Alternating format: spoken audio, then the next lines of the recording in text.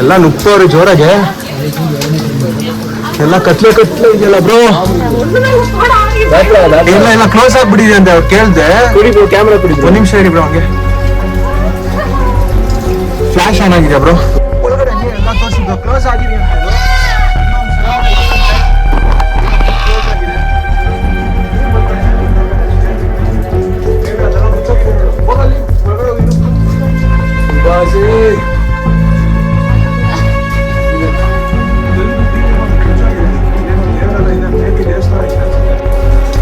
ಅದೇ ಸುರಂಗ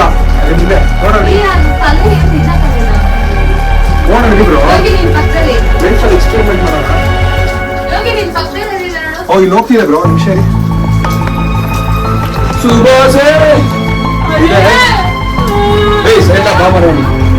ನೋಡಿ ಹೋಗ್ತಾನೆ ಇದೆ ಚಿಕ್ಕ ಸುರಂಗ.